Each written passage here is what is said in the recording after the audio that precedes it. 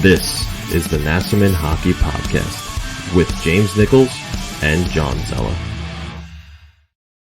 Well, what do you know? Just like that, we are 50 episodes in. 50, halfway to 100. How do you feel, John? I don't know. Mainly because this was one of the only positive things that really started during the pandemic. Yeah, it was like what? We started the podcast and then 3 weeks later the world shut down, I want to say. If it was that. I don't know that I really don't know that we had any games to watch.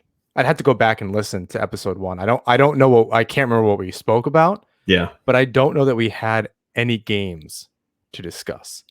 I think things had already shut down by that point, which is crazy to think. As we sit here tonight on the Tuesdays we record with another game postponed because of the pandemic or COVID. So it's certainly better. Things, 50 episodes in, it was, like I said, this is one of the more positive things, but we're not quite out of the woods yet. Yeah, absolutely. And if you're listening to this and you've been around since day one or episode 20, whatever it's been, thank you for coming along on this ride. And we'll see you at episode 100 for sure. But let's move over to On the Island and let's just talk a little bit about DraftKings. Basketball has officially entered the second half of the season. This is the time for teams to prove if they are contenders or pretenders. And DraftKings, the leader in one-day fantasy sports, is giving the new players a free shot at $1 million in total prizes. Get in the action now to claim your free shot at $1 million in total prizes using code THPN during signup. Let's just talk about my Knicks for a minute because they're a dark horse. Julius Randle is a GOAT. And they're looking pretty good. So maybe you want to talk about them making a late season push, put a little money down on them because they're exciting to watch these days. With DraftKings, payday comes every day for players. So what are you waiting for? Head to the app now. Download the DraftKings app. Use code THPN during signup. This week, DraftKings is putting you in the action with a free shot at millions of dollars in total prizes. That's code THPN, and you can get a free shot at millions of dollars in total prizes only at DraftKings. Minimum $5 deposit required. Eligibility restrictions apply. See DraftKings.com for details. All right, that's enough about the Knicks. Let's talk about the Islanders, the other orange and blue week, the other orange and blue. This past week, they go 2-2-0 with 2 wins against the Flyers, a loss versus the Capitals, and 1 loss against the Flyers as well. Played the Flyers 3 times, and we know as of right now, Noah Dobson remains on the COVID protocol list for the 9th straight day. Enter Thomas Hickey, and boy, was I right? Was I right? That's what I want to say. I've only been saying that for over a month now. That wrote articles about it on Isles blog. I've mentioned it in the Hockey Writers trade articles. The Islanders did not need to go get a depth defenseman. I thought they should have done this earlier so that Aho and Hickey weren't getting their first game action, not on the teams, just like Sorokin, right? Yeah. He got his first start, really wasn't on anyone's terms. In this case, Aho gets a lucky break getting in against the Devils, right, I believe. And then Hickey shows no worse for wear coming in and getting 2 assists back in his first game against the Flyers, I want to say. And been saying that, they have these guys and they don't really need to waste assets on getting the 7D. They have 2 guys that are pretty capable. Yeah. It's just one of those things where it's just a super feel good moment, right? He doesn't really lose his job. He gets hurt and then he's out for a while. And then Andy Green comes in and Noah Dobson steps up and, he just starts falling down the depth chart a little bit. Then he takes a little bit of a leave because unfortunately of the passing of his brother. And then guys just start climbing the depth chart again. So it's a great development for the team because they know that they have him as a reliable defenseman. If Andy Green needs a breather right now, Dobson's out. So it was bound to happen. It was the only team that had the same 6 defensemen for the entire season. It was interesting to me that Aho got the shot first. I honestly thought if anybody was going to get it, it would have been Hickey. But listen, good for him. He came in the lineup. He played a almost flawless game. It was quiet other than the 2 assists. Right. Like he didn't seem out of place in the D zone. I didn't think there were too many. I think the Islanders did a good job that game. Like they didn't have odd man rushes. They didn't have these different things. Right. I think he played well and under the circumstances for sure. Right. Yeah. So good for Thomas Hickey. Great news that the Islanders have that reliable. I would say he's the 7th defenseman now. I would think that he. I think it depends on the games. I think that has to, we'll talk about the forward group as well. I honestly think it has more to do with, Aho is in against the Devils. It's good to get him a game. Again, they had it, Dobson was out and at least they used their own terms in so much as, all right, get Aho a game. If we can get him a game, let's get him a game against the Devils. Let's ease him in. Hickey's a vet. He's a pro. We'll get him in, in a different game here and we'll move forward. So I think that was probably really strategic on Trott's part. Yeah. Depending on what the schedule is, they tend to do that. Right. Absolutely. And, although he played so well in the series versus the Flyers, you have to think that the star of that series, the back-to-back, is Ilya Sorokin. Back-to-back starts. He wins 2 in a row. That's 8 straight for him. And now you have to kind of ask yourself, right? He's got a goals against average in the 1.9 range. He's got a save percentage in the 0.920 range. Are him, meaning Ilya Sorokin and Oliver Wahlstrom, now putting their name as Calder Trophy contenders?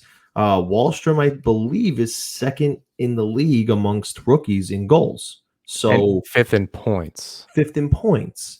So you're starting to see the Islander rookies creep into the conversation, right? Everybody's so gung-ho on Kirill Kaprizov, and for good reason. He's been fantastic. But I don't know, man. We got a couple of young guns over here.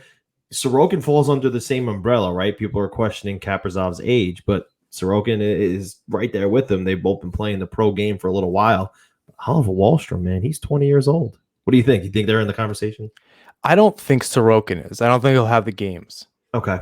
How many is it now that it's a shortened season, actually? Not the games like for rookie status or different things, but just it'll be such a small sample size. Like at the end of it, he just won't have enough game. I don't think he'll have enough games. It'll be interesting though, because Trotz is starting to deploy him a little more. He just got back-to-back starts, so who knows? Maybe he does. I think he got the victory, and because they knew the game, maybe by the time the second game was going to start, they knew Tuesday's game was going to be postponed. So then at the very least, they had off until Thursday. So that gives Varlamov a real long break of not playing any games. And he needed it. And it's not going to get any less busy the rest of this month. It gets harder. You got to beat the Penguins. And we'll talk about those games and stuff coming up. But so I think that this was going to happen at some point.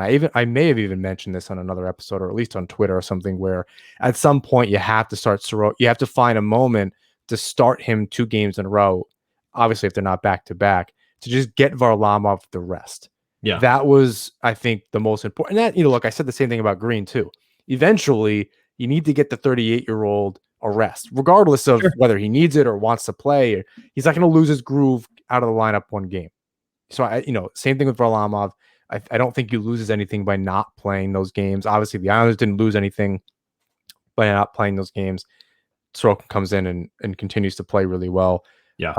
I don't think he's going to get that consideration, mainly because he won't have his, the number of games played that they'll be like, all right, well, it's a really small sample size. Does he deserve it? Blah, blah, blah. The numbers are good enough. Maybe he does. Wahlstrom has some work to do.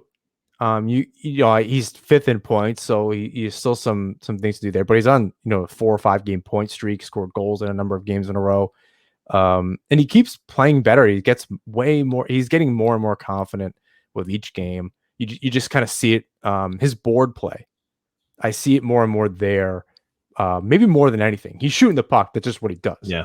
And I like that he's not afraid to get dirty He Yeah, that too. dropped the mitts with Oscar Lindblom the other day, and you know, you don't think that a player like Lindblom comes back from his extended leave because of what happened, and then he's the guy that you dropped the mitts against. But Lindblom actually wanted to fight him. He asked, so Yeah, I mean, Walsh they're was like, "Let's do it." some lightweights, Yeah, for sure, and that's fine. You can you can throw hands and you can do that.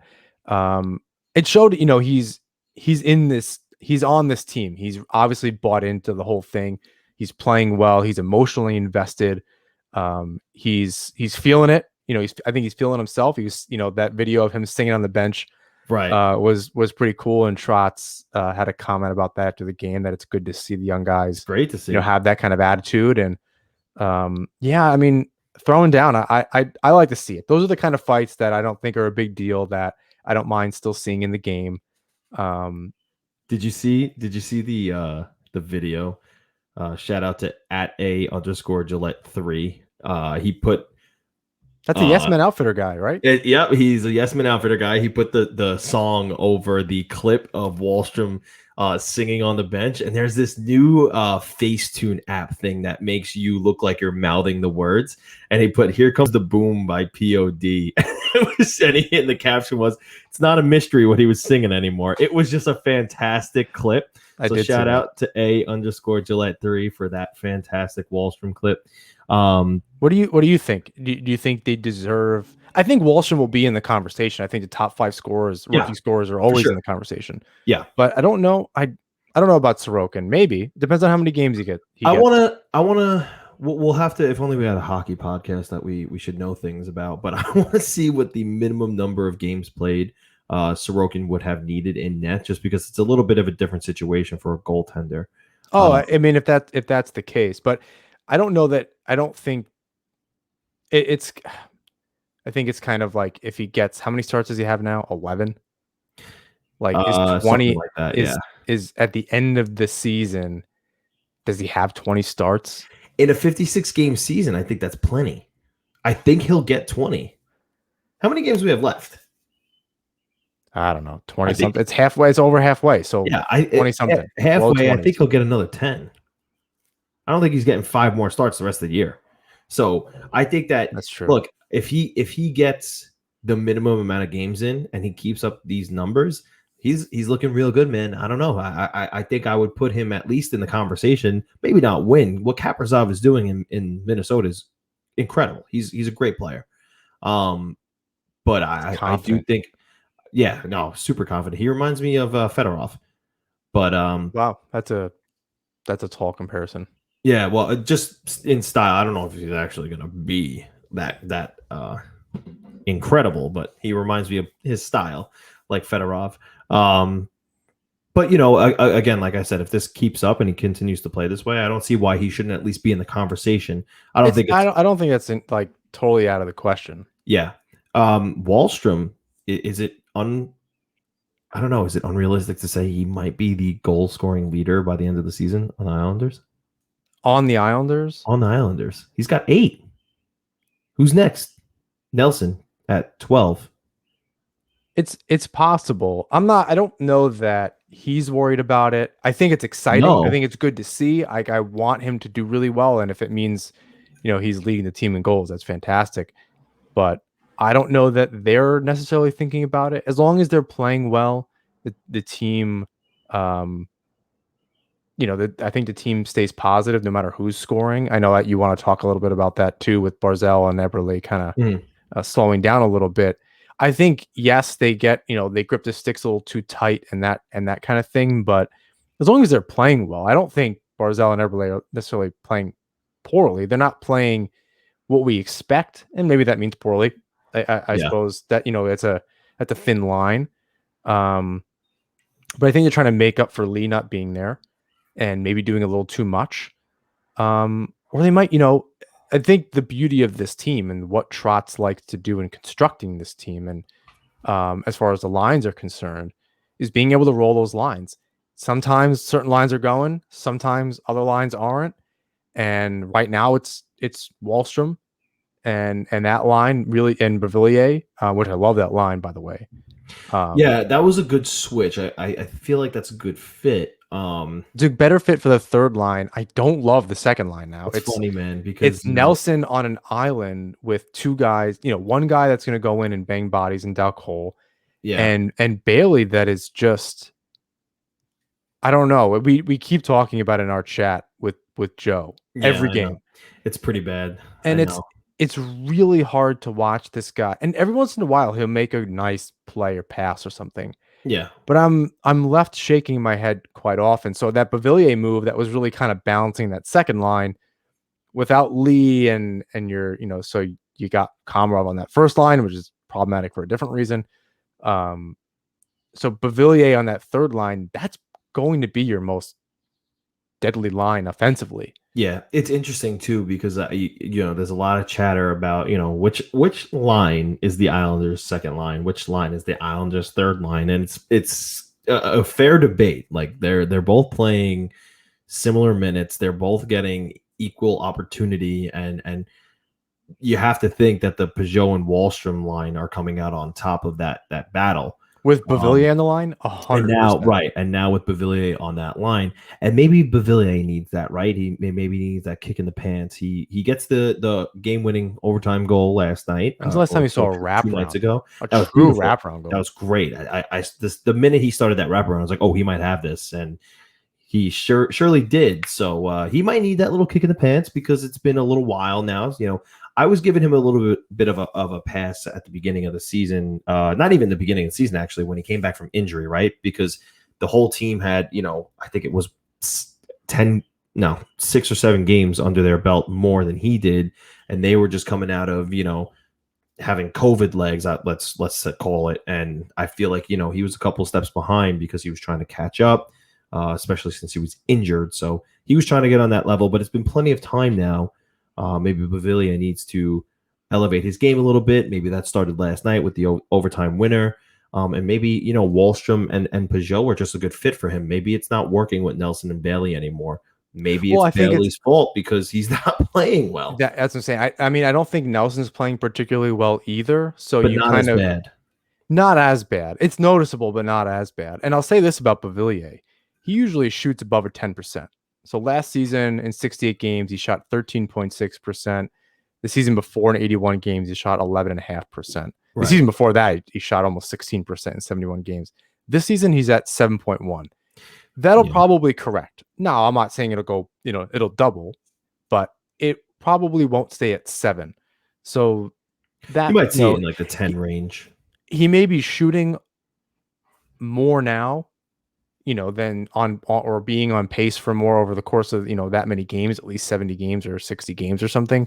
Yeah. But I'd imagine it goes up a little bit, and I'm playing on that line. It may or may not, now that I'm thinking about it, because you got a guy like Wahlstrom, he's a trigger guy. He's going to, he's going to be doing that. But between Peugeot and Bavillier, it's a lot of speed on that line. Yeah. Well, so like you said before, though, there's still a glaring hole in that first line. And this will all get corrected once that hopefully the trade happens where we do get that correction. Bellows has been scratched now the past couple of games. He started great in that spot for Lee. I think it was only because it was the Devils. Like you don't play him. Did he get the game against the Capitals that we did last Tuesday? Yes, as we recorded. And I think he didn't do well, and they were like, nope, we need a guy that can go in and play a little bit of a heavier game. We're going to go against the Flyers. We need to win these games. Komarov goes in, and he wasn't good, but he wasn't awful. And Bellows got his shot against a weaker team.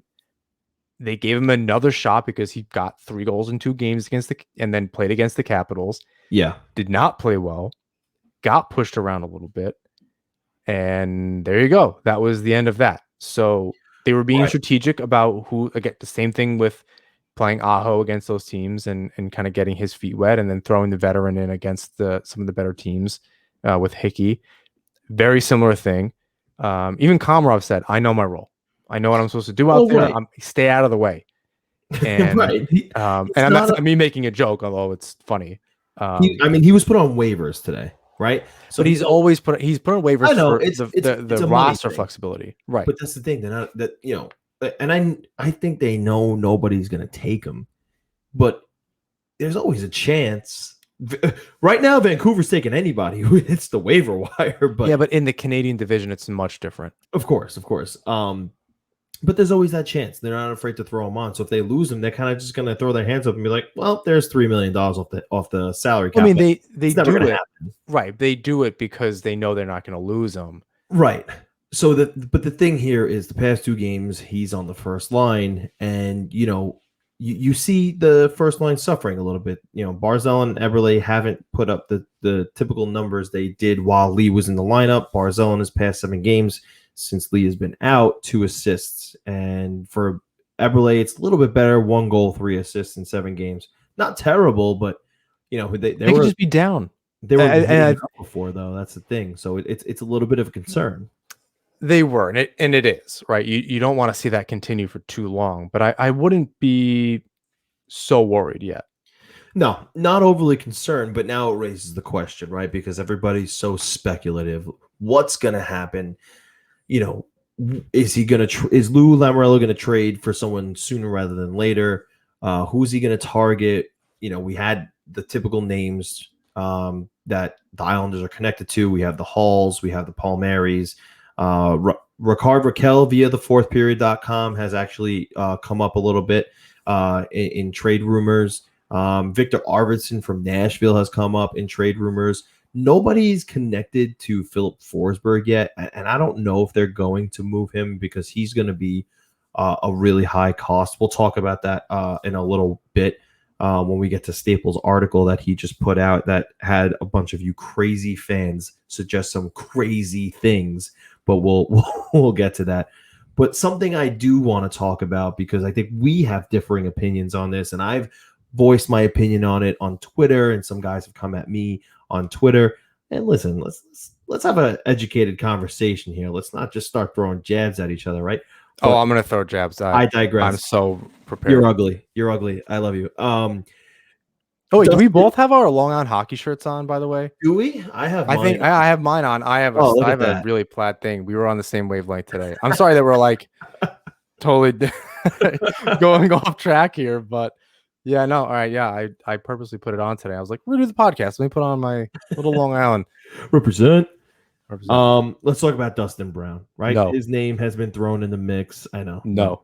Let's His not name talk has been about thrown Brown. in the mix. I don't know, man. Is he worth a look for the Islanders? I don't think it's that bad. What part of the money alone?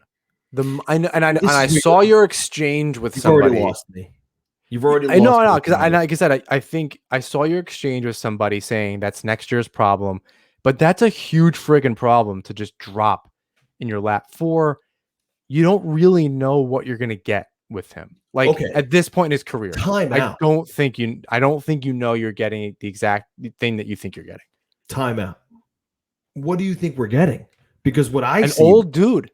You're getting an old dude. Listen, he's revitalized his game. And I'm not sitting here saying he found the fountain of youth. He's a first line player on any team. No. But we talk constantly about finding the right guy, not the best guy. And to me, he checks so many boxes. Hang on, let's look at his resume. Oh yeah, that's right. He's playing on the first line with Anze Kopitar. Okay, he's scoring at a 39 goal pace right now. That sounds like somebody who was on our team who just went down on injured reserve for the remainder of the year. He has the same makeup as that same player. He's a former captain, and he brought that team to the Stanley Cup final, where he then later became a Stanley Cup champion with the Los Angeles Kings. That seems like a player that I want on my team. Now, I don't disagree. I think it's continue. I'll let you get your piece out. Albeit, right? Yes, it comes with a 5-point-something million cap hit. Almost $6 million. I get that. Okay, I get that. With an extra year, he'll be signed for next year if we trade for him. I get it. We have Pelech, Cizikas, Sorokin, Beauvillier to sign, but that's next season. You worry about that then. That's a terrible argument. You have to know that. Look, it's You not a have terrible. to. You have to Okay, know that that's a terrible so is it a argument. terrible argument when Dustin Brown's holding the Stanley Cup over his head with a New York Islanders sweater on? Okay, When you so go now that all the I have way your there, attention, I don't.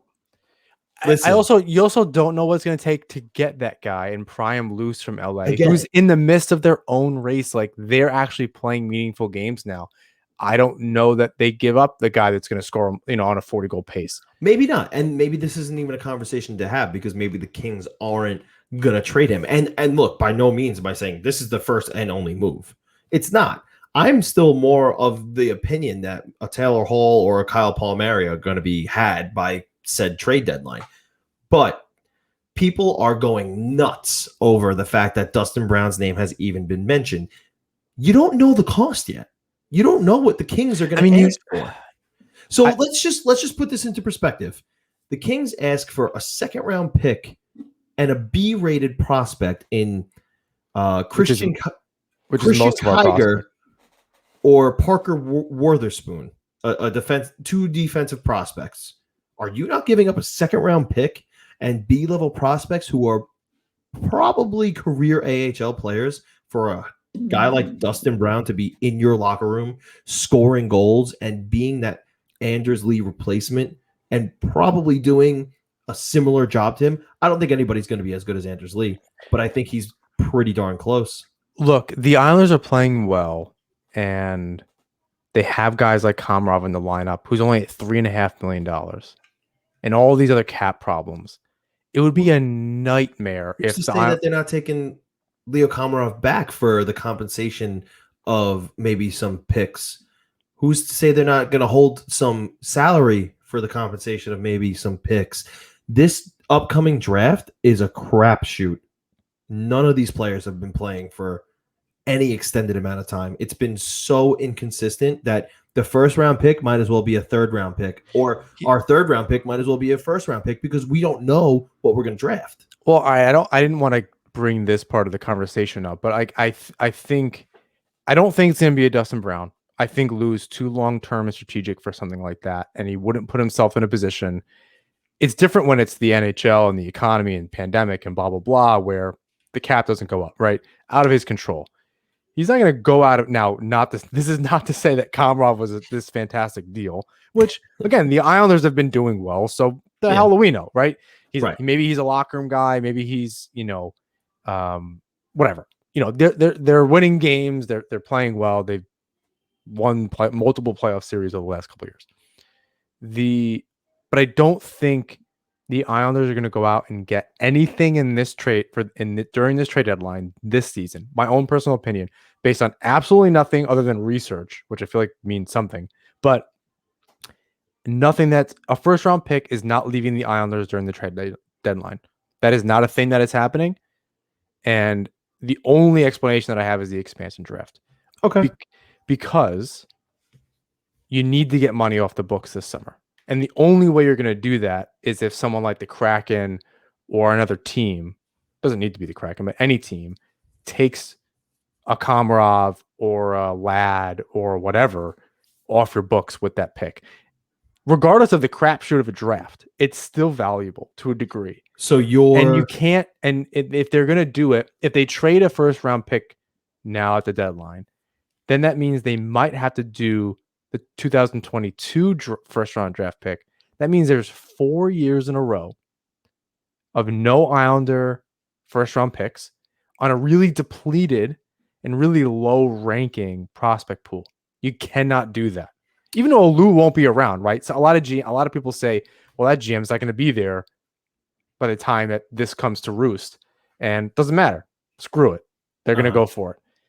I don't think Lamoriello operates like that. You can kind of look at that. He doesn't operate like that. He's going to be strategic, like I said. So it's one or the other. You either think that, you're either going to lose somebody in the expansion draft, which this team wants to keep those guys together. So Lou's going to do everything he can to keep the guys, including Nick Leddy, which people seem to already, even though he's having an amazing season for a defenseman in the NHL. In the NHL, forget about for the Islanders.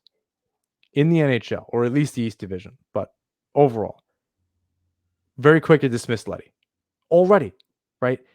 No. Trotz likes him. Lou likes him. He's not going anywhere. Correct. So you gotta, if only to protect him, right? Now, if you're gonna send maybe Bailey in a first, you're comfortable with that, or Bailey and a lad to Seattle. That's what's gonna, that's what needs to happen. You're not getting a haul. Listen, that's Palmieri makes a lot more sense, only because of the assets they actually have to go the other way. That's totally fine, and that totally makes a lot of sense. You're saying that the first round pick is better suited to take money off the books. Thinking long term about this team, thinking about how they're continuing to play well. I'm not saying don't make a move. Again, there's a Kyle Palmieri. They do a good job at finding these guys that kind of fit the bill a little bit. Right. And maybe there's somebody else out there, but I have a hunch, because that's all I have. I'm not an insider. I don't know much of anything other than I'm a fan and I read some stuff. Palmieri seems like the guy, right? That, there's a history with Lou. Yeah. I don't think the assets are crazy. You might be able to re-sign him. You might be able to fit that money in, depending on what happens with and that's, you're looking for slightly, you don't want a guy with too much term and too much money, but if you can re-sign him for a couple of years, maybe 2 years after this, for that third line, so that Beauvillier can go back and, really make that roster. Now that you have Wahlstrom on that third line playing with Pajot, you can really solidify the middle six, right? Yeah. And when Lee comes back, either he's on the second line, whatever the case is, the top 9 at the very least is solidified. Yeah. So in a much different way. But in both your situation and my situation, the Islanders are not drafting in the first 2 rounds at least, right? First round pick either goes to Seattle or to another team with a consolation prize. And then the second round pick goes to, or maybe both go to someone to acquire a Kyle Palmieri or something like that. So they're still not drafting. Yeah, but now, you do 2 good things instead, 2 maybe middle of the road things instead of 1 really big thing, because you don't want to be in the position that, say, the San Jose Sharks were in, where they went all in, have nothing to show for it, and they're terrible. Right. Now, because if you go in and you get a Dustin Brown and you send all sorts of assets and all sorts of shit, and there's a cap problem, and he's there for another year, they don't win this year, which I hate to tell you, only 1 team wins the whole thing. So the Islanders, really? I didn't know that. So the Islanders have a really good chance of not winning it, just on number, like the probability alone. Forget about how well they're playing or whatever the case is, their path to the cup, all that kind of stuff. So when they, chances are they don't win, and then they have this problem, they're going to suck next year. That to me just doesn't add up. That's not a risk I take. I take a more calculated, okay, we can get Palmieri for a little bit cheaper. We can send some assets that hurt a little bit, but then we can get some money off the books in the summer. There's also free agents that happen then. I know we kind of forget about that. The expansion draft is taking up a lot of our capacity. So there's opportunities there too. So maybe you don't need to keep Palmieri around. He plays well and he's a rental and moves on. And maybe he signs back in New Jersey. Maybe, doesn't need to sell his place. So there's some options there, but let's talk about the Staple article, because he brings up, he polls you crazy fans. He asks you guys questions on what are your best trade proposals, and one of you actually submitted one for Dustin Brown, and the trade was that the Islanders trade Komarov, Bellows, a 2021 first to the Kings for Dustin Brown. So you're roughly adding $2.4 million to the cap, right? Is that correct math? What's 5.9 minus 3.5? So, yeah, whatever. Yeah, whatever. It's not a terrible trade. The executive that answered this question says it's not off by much, right? He's a good player, but he's 36, and that extra year at 5.9 million is going to be tough for anyone to fit in. So if Los Angeles can get a first round pick, they might consider it. But the way I see it, yeah, it's going to be tough. I don't know. I just think he would look really good on that third line next season with Peugeot and Wahlstrom. There's a way to figure out the money aspect. There is, like we said, the expansion draft is coming, and maybe other teams need to, make a Datsuk type trade where they need to eat cap, and maybe now that Ladd is going to be down to just 2 years on his contract, that's something that might appeal a team at this time. Who knows? Maybe that's something that could happen in the offseason. It's possible. I think it just makes it really hard to make that cap relief trade in the summer one way or another, whether that's the Kraken or somebody else, without including a first round pick. And if you're going to trade it away now, Dustin Brown is not worth a first round pick. He is right now. That's a Dustin Skinner. Jesus. Skinner situation. Jeff Skinner.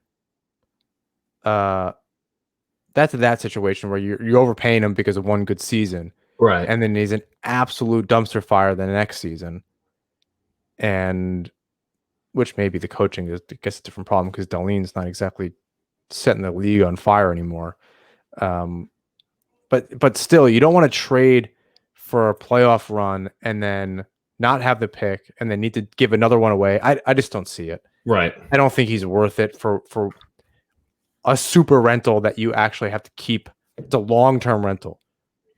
I don't know that's worth it. It's definitely an interesting name that's thrown out there. If it happens, I not saying that it will, but if it were a thing that were to actually happen, it would definitely be tough to, work around what that 5.9 million cap hit obstacle would be. I do think that Bellows is a good trade chip. And I wrote that article about that he's made the decision a little bit difficult for the Islanders. Is he now an asset to trade or is something to be coveted and kept and kind of, because again, after Wahlstrom, there's really nobody else. So here's a very interesting trade scenario where this shed a little bit of light on maybe what the asking price might be for Taylor Hall. Islanders send Kiefer Bellows and a 2021 second-round pick to the Sabres for Taylor Hall where Buffalo would retain 30% of Hall's cap hit. And the executive answered Staple and says, I don't like Bellows enough to make him a piece you move forward with, but if Buffalo feels differently, which they may, I don't think that you're getting a first for Taylor Hall, so you're not too far off here with this offer. That line where, I don't think you're getting a first round pick for Taylor Hall makes me think, okay, if nobody's going to ante up a first round pick and Kiefer Bellows puts, the Islanders over a little bit and that's what gets them Taylor Hall with 30% discounted, I do that every day. I don't care much about what happens this season with the cap. Yeah, that's just a money thing. If it makes Ledecky feel better and the owners feel better, sure.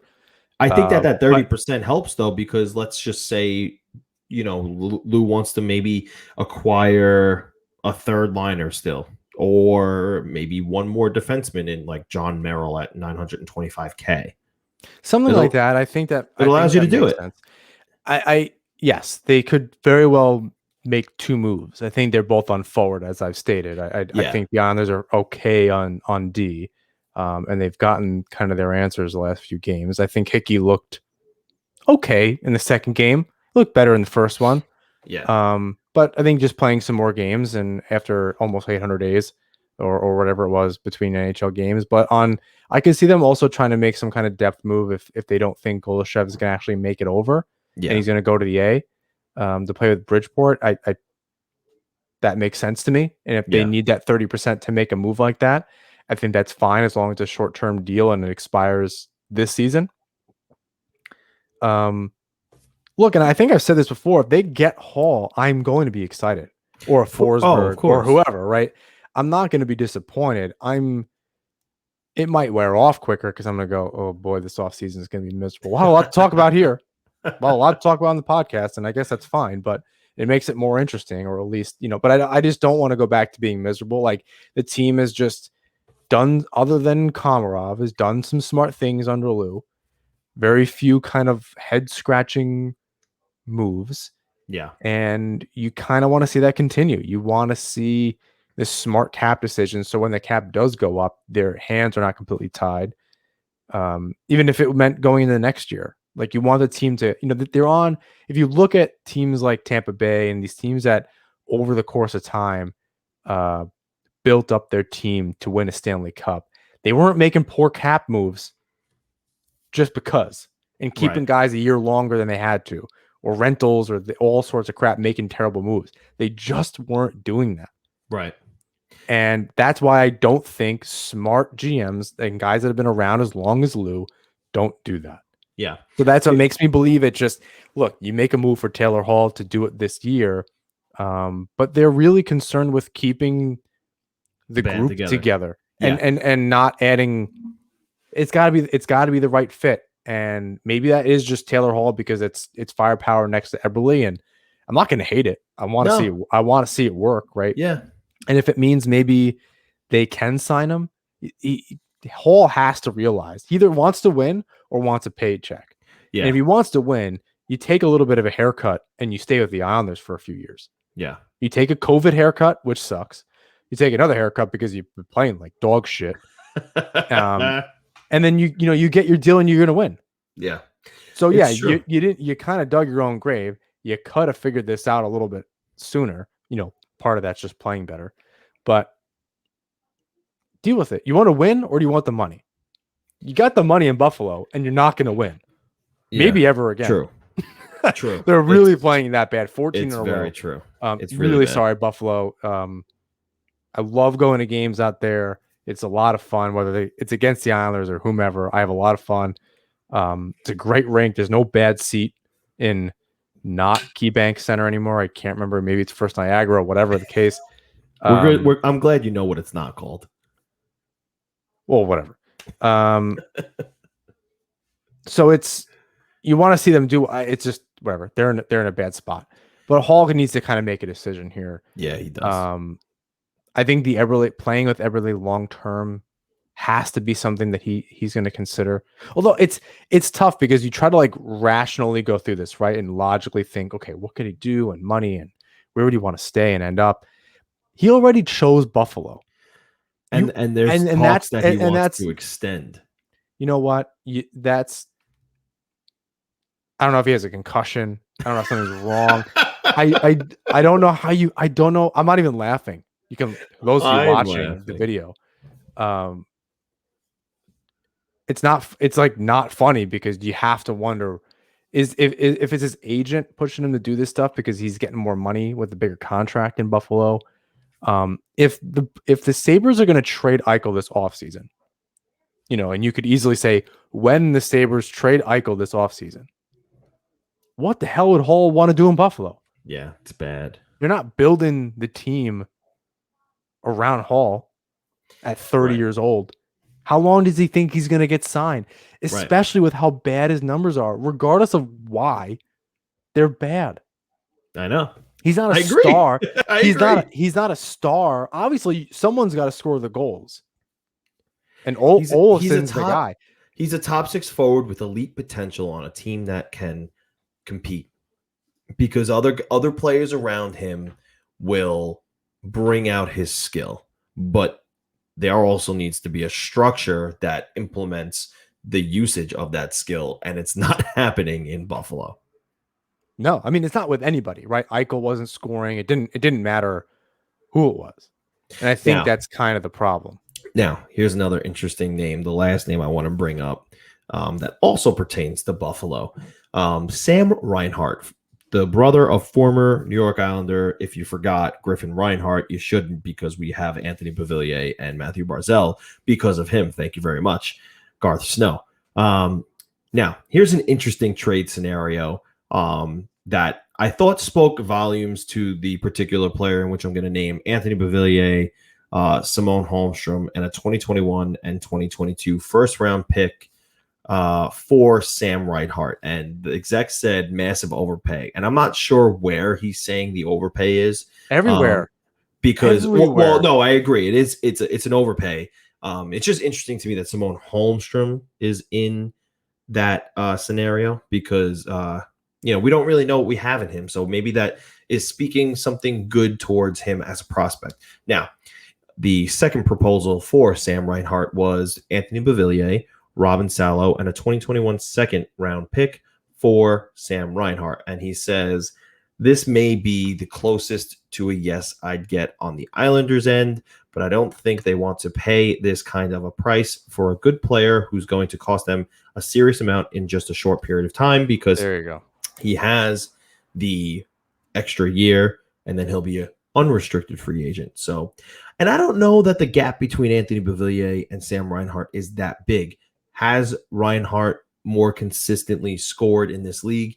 Yes, but he also has a few years on Beauvillier. So, not sure that that's the move I want to do. I think you look at him agree. as UFA, right? I think that's somewhere. I mean, the thing is, it's far off, and that's the problem. He is what you hope Bellows turns into. So if you can trade him to get a now Bellows, you get the guy that you see the potential in, but you can get the right now guy, you go get him. But for Bellows, Wild, a 21 first and 2021 first and 2021 and 21. No, it's too much. That's a lot of no. Yeah. First of all, that's just a lot. But like, and maybe I don't really know what the deal is with trades in the NHL. They make it seem like, other leagues are making trades left and right and they seemingly get it done. But in the NHL, it's just like everyone's so far apart. And then on one side of their mouth, they're saying that the draft is going to be weak this year and blah, blah, blah. And on the other side of their mouth, they're saying it's a coveted thing. Okay, well, you can't be both of those things. It's either worth something or it's a toss-up. Yeah. So I don't know how to value these kinds of things.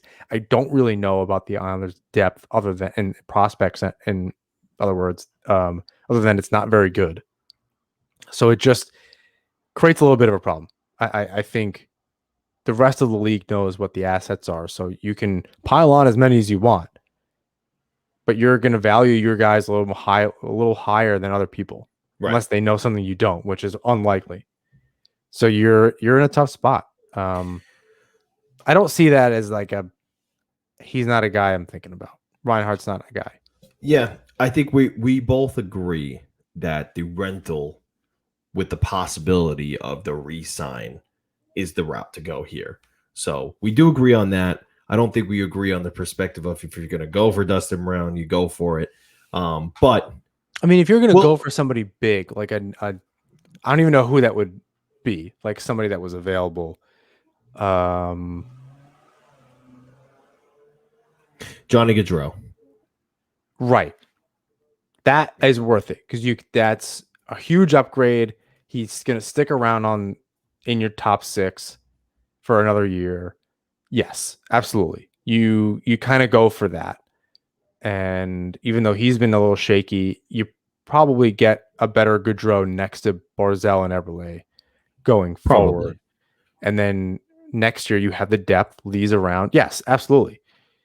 That's a totally different conversation. But that's that's the kind of guy that you trade the first for. You maybe overpay a little bit, knowing you don't have to worry about it next year. Now, the expansion draft is tricky because then you could just, you lose somebody you didn't want to lose. That's kind of where it comes in, where, but you have to make that decision. If they really think they can win it this year, you might see that first round pick go. That's what I'm saying. I don't know that they're quite there yet. We'll see. I mean, they did it for Peugeot, but he was a roster changing player, like an organizational changing player. Yeah, and he signed.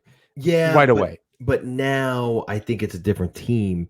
He came in at a time where the Islanders were still a question mark. Now, I don't know. I think collectively they've taken a step forward. They were thinking long term with him. They're a contender, not a pretender.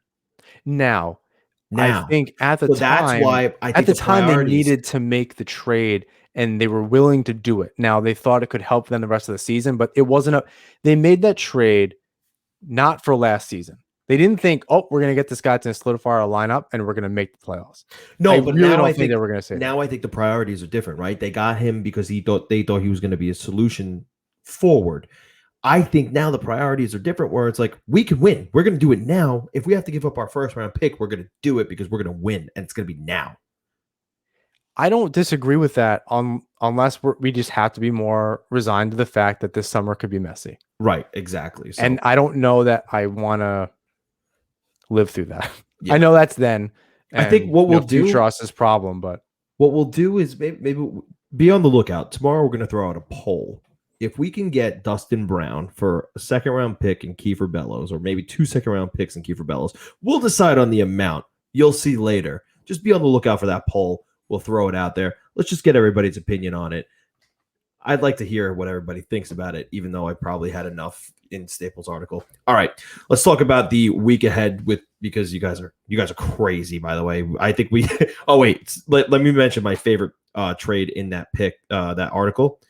Trading the 2021-22 second round picks to the Avalanche for Devin Tays. That's my favorite one. Of course. Or the Aho to Carolina for Aho. That one was good too. That one was very funny. That was very good. I appreciate the humor. I'm sure they did too. We should go for it. All right, the week ahead. So, last night's game, or tonight, however you're taking this in, against the Bruins was postponed due to the Bruins being under COVID protocol. Thursday's game still remains to be seen, so we'll see if we get a couple days off in between games here. Then the Islanders head out to Pittsburgh, and they play them twice, Saturday and Monday. It's going to be a tough test for them. They're 2-2-2 against Pittsburgh this season, but I don't know. I think that they have a good shot of, I don't know, taking at least 2 points in that back-to-back. They should. Yeah, I think that that's kind of an important test. They passed this first hump.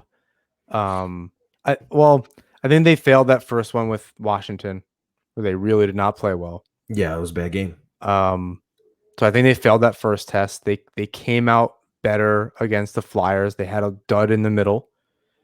They learned from it. They bounced back. I think that's all good. Or they lose the first game. I can't remember. They lost 2 in a row. Right. They lost 2 in a row. So they lost the first game and then followed it up with 2 wins. God, you playing the same team so many times. You just it's just straight up lost in the forget shuffle, man. who is what. It's tough. Or when they happen in the order that they happen in. So they lost the 2 in a row. It looked like they were going to fail the second test. They bounced back and they kind of split their week. Yeah. And I think that's good. And they're rolling. They're going to have to make this game up somewhere. And that's fine. They've been doing well against Boston. So I think they can continue that. I think it'd be really hard to win, this win out against Boston. I think that'd be crazy.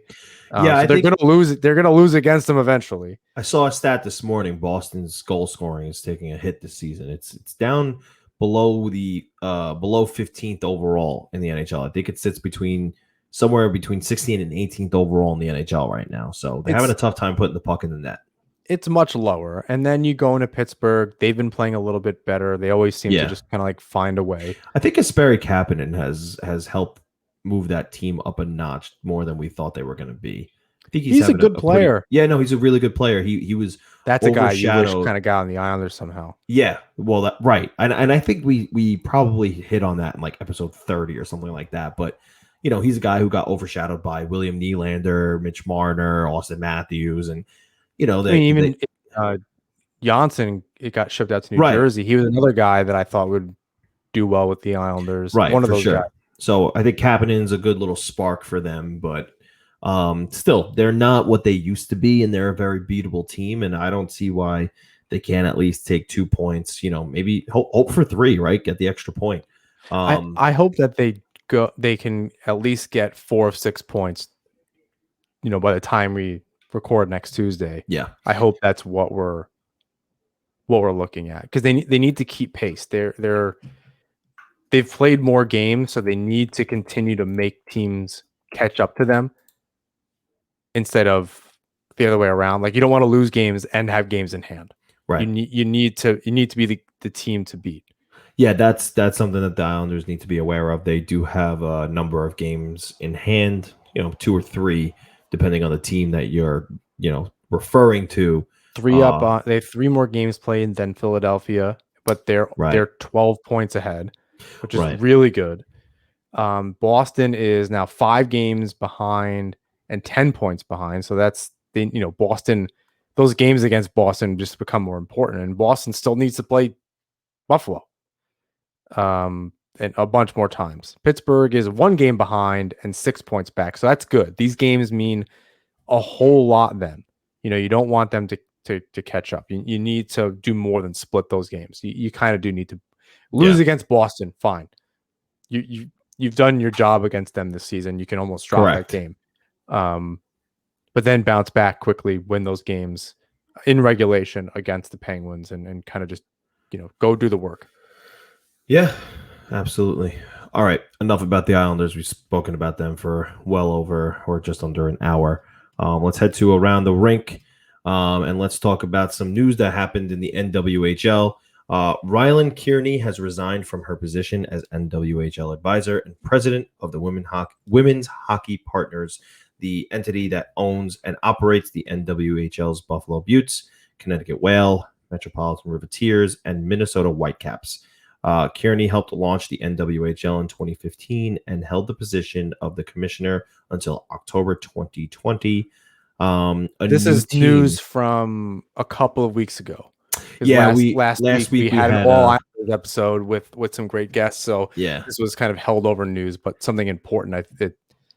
There's been rumblings. Marissa Ignemi has been dropping a lot of news, and a couple other people, and why they think that there's going to be more to come with the league, and the Isabel Cup, I believe, is this weekend. So keep an eye out for that, and I think it's on NBC.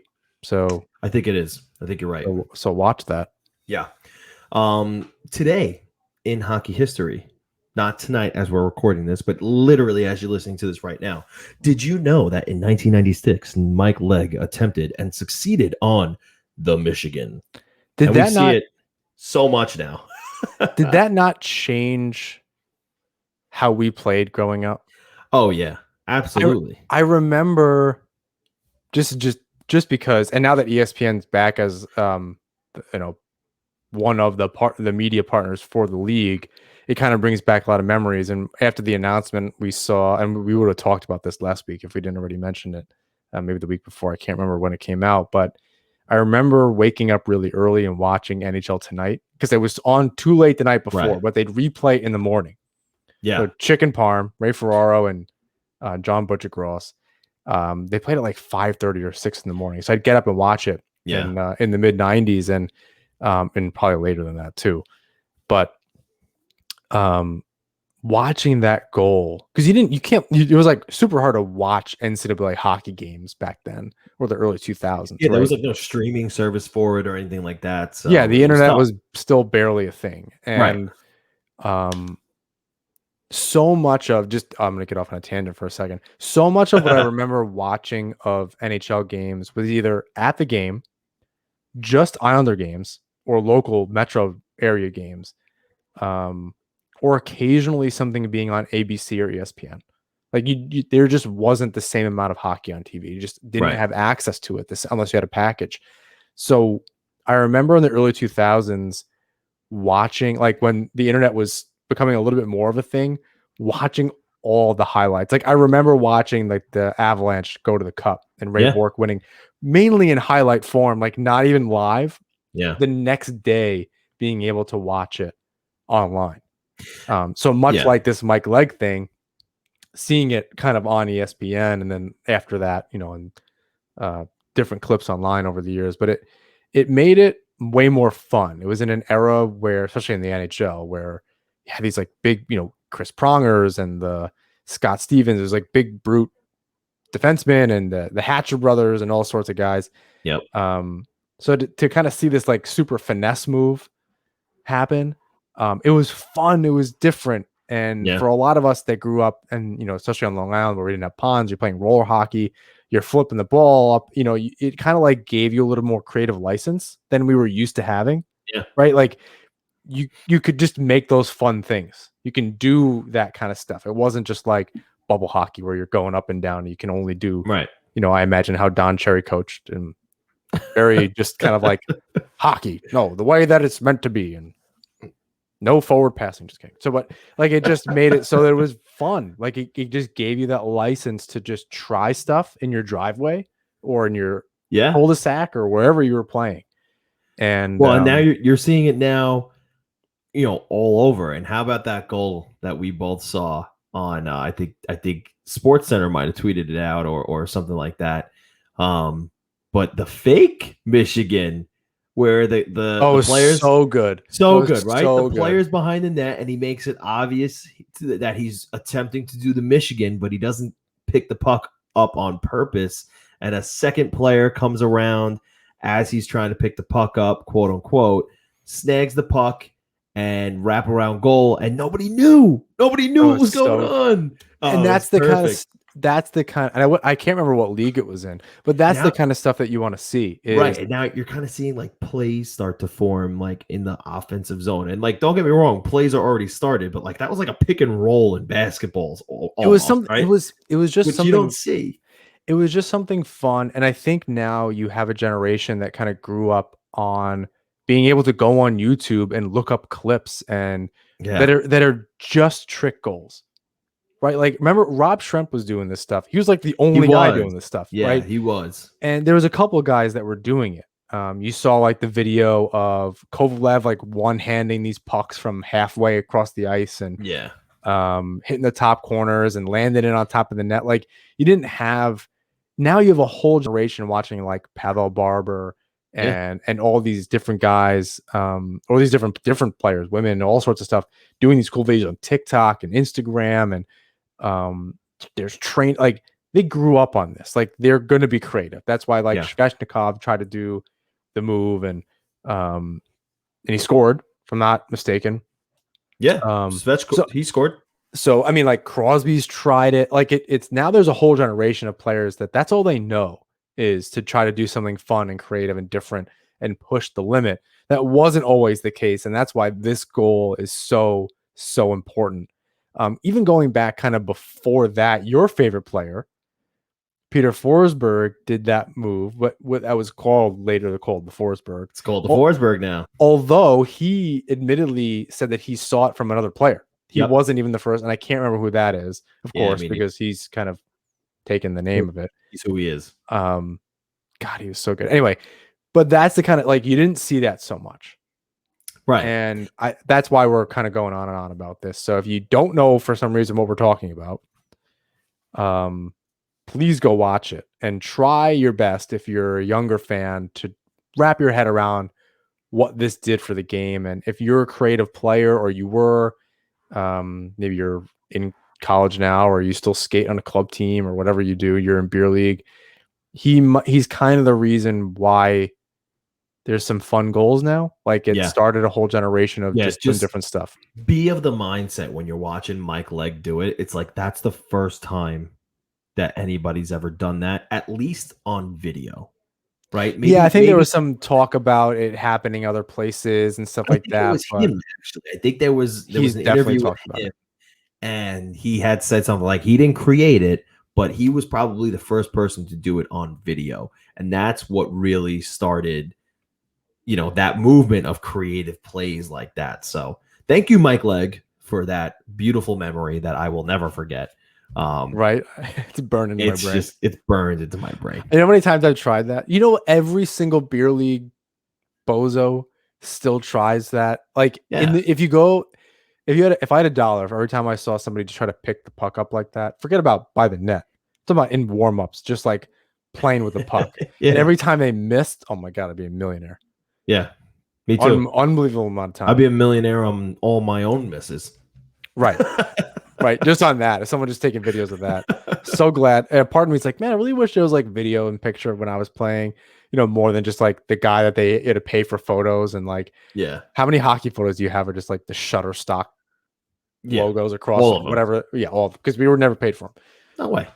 Which is kind of terrible now I'm thinking about it because they have to eat too. So maybe don't do that. Pay your photographers.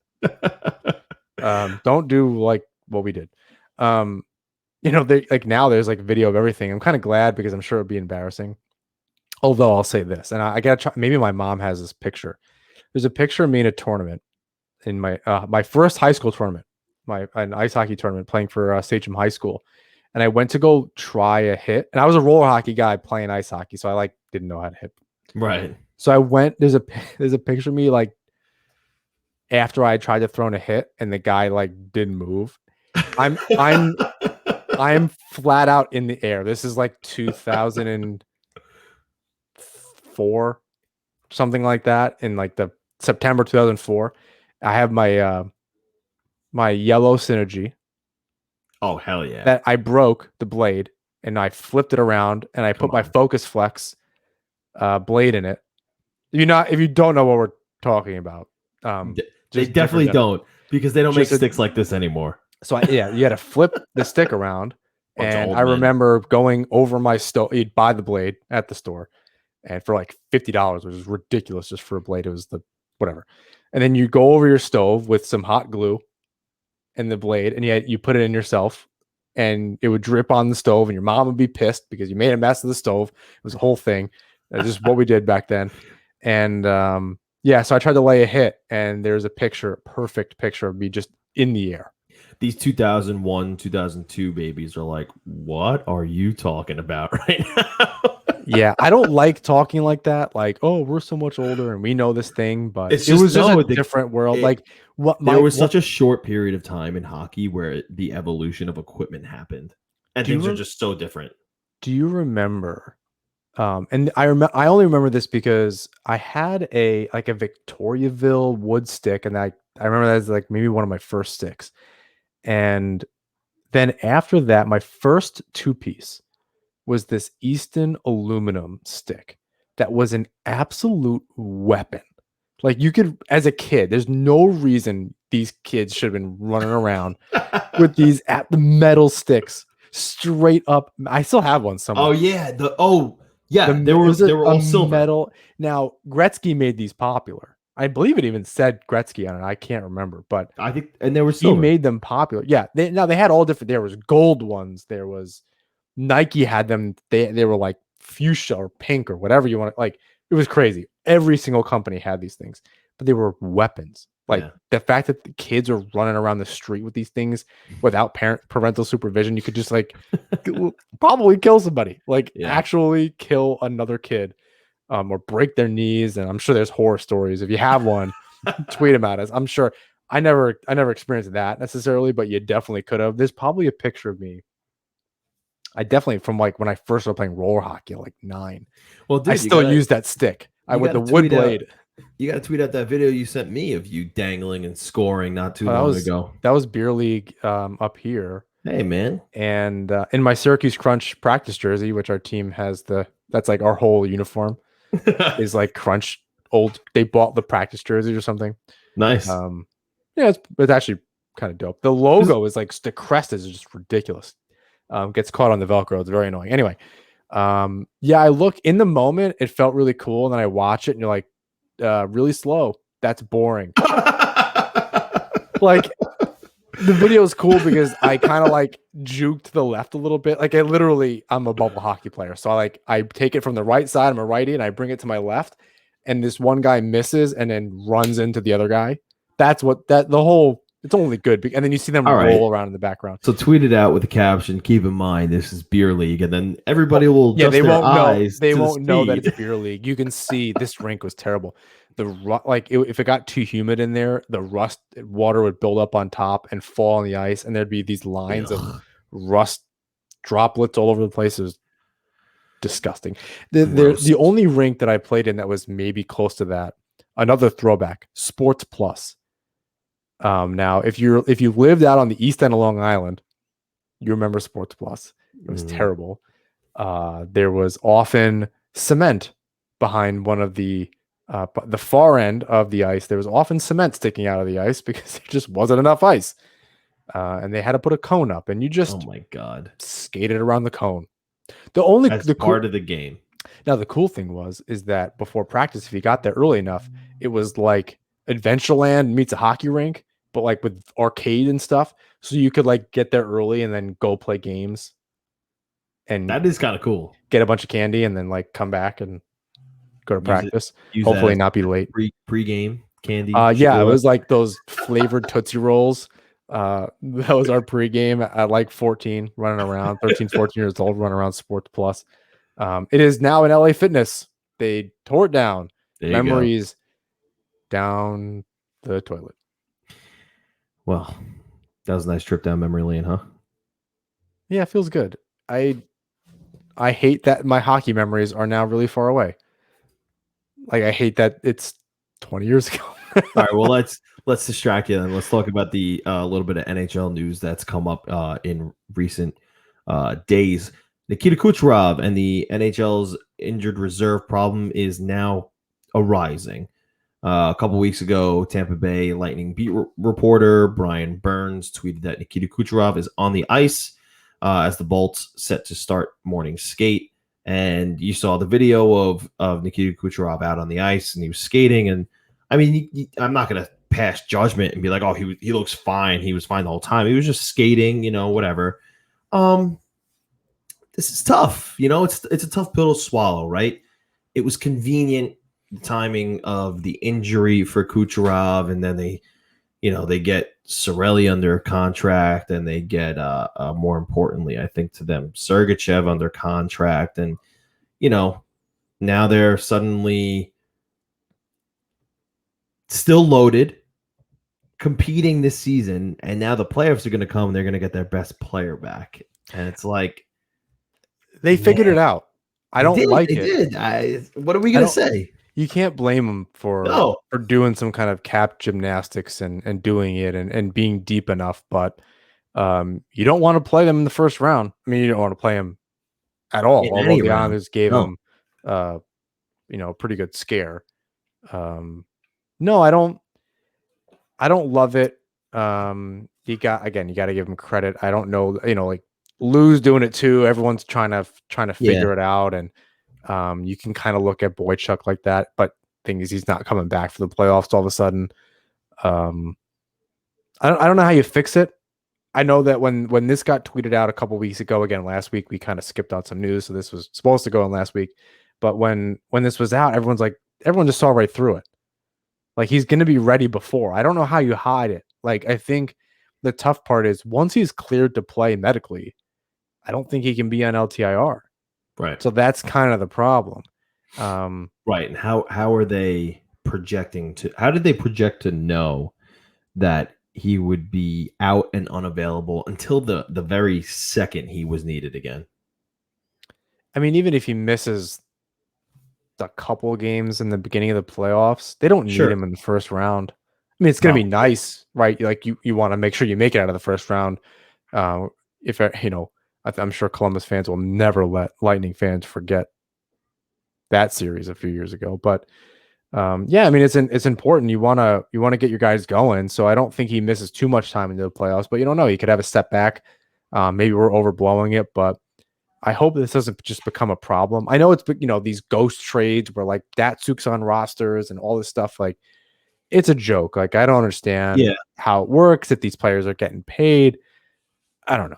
But I just think in the flat cap era, there's probably going to be more utilization of this. But then just do that. Like, it's an unprecedented time. We keep saying that over and over and over as a society. Just don't have it count. Like, I don't know. They could have figured this all out. Guys on the taxi squad could have just not counted against the cap. That's easy enough. Have them available as if they were in the AHL the same way.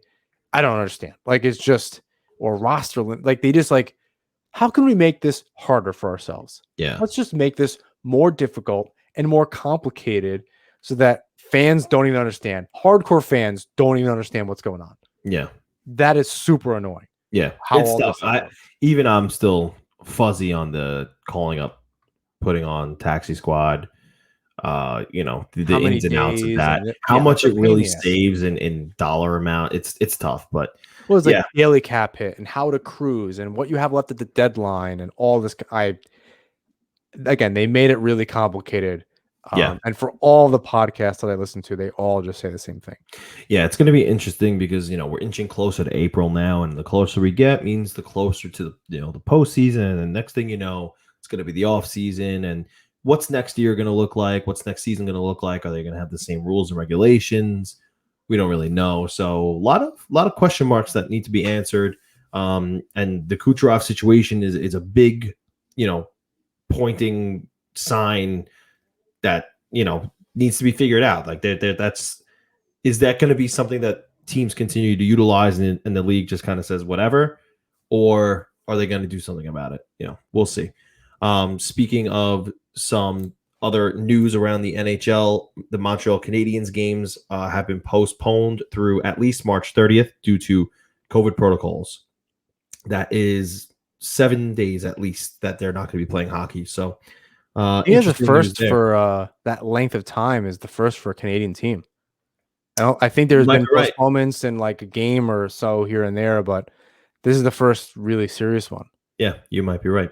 And Pierre LeBrun also tweeted out today that it has been officially signed off on that the draft lottery rules will be changing a little bit.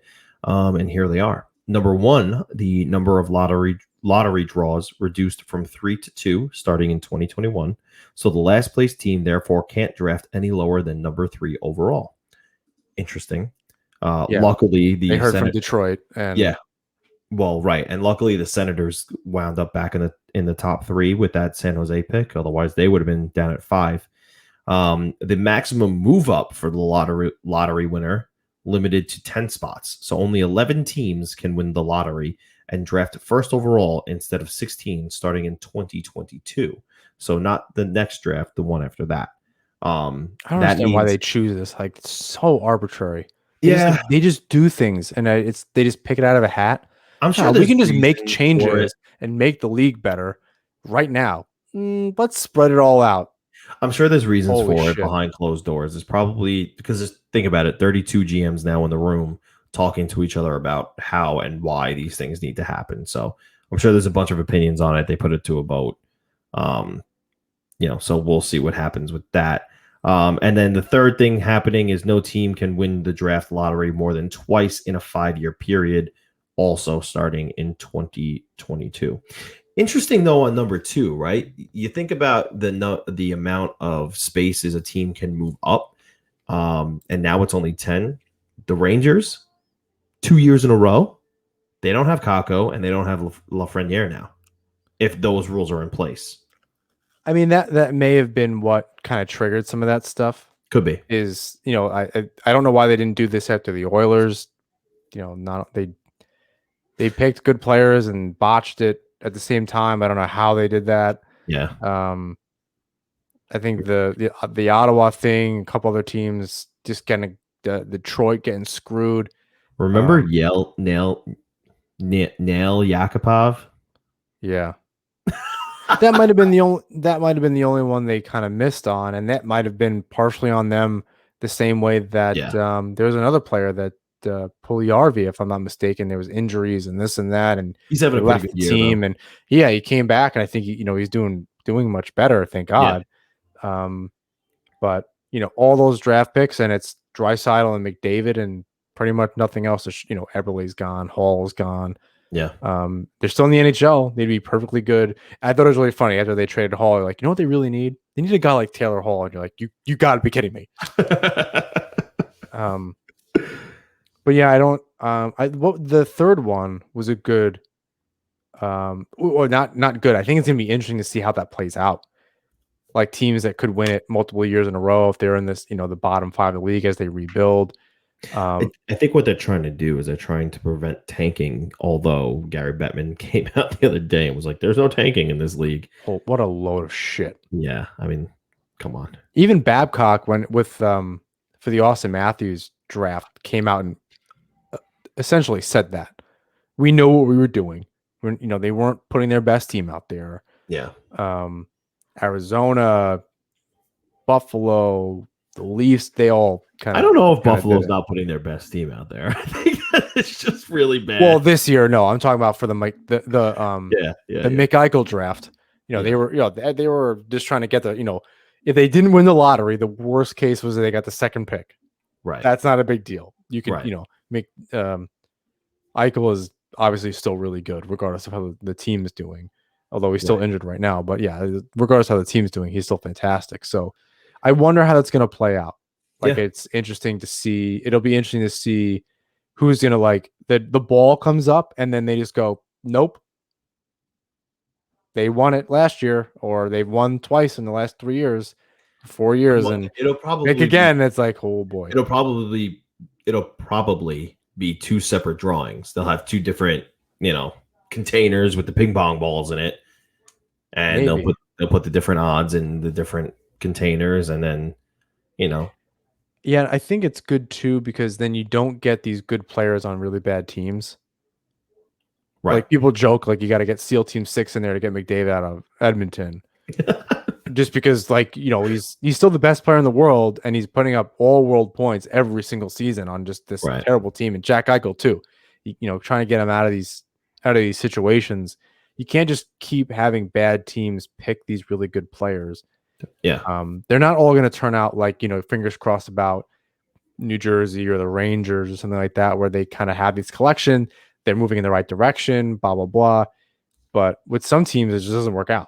Right. Like, they don't draft. You can't just go first round pick every single year. Sometimes you got to be like an Islanders team where you get a Lee and a Nelson late, or like Yzerman did with Tampa Bay and getting these picks, or Detroit back in the day with that Suk and Zetterberg, these later picks that turn out really well. You gotta, like, do your homework and find good prospects and all that, and scout really well. You can't just bank on first round picks every single year being the savior. I think this is probably the right move. It'll just be interesting to see how it all shakes out. Yeah, absolutely. That about wraps it up for us this week in episode 50. Just want to say that again, because wow, 50 episodes. Can't believe it. It's kind of crazy. Yeah, man. Here we are. Thank you to everyone at the Hockey Podcast Network, the Hockey Writers, and of course, all of you, our listeners.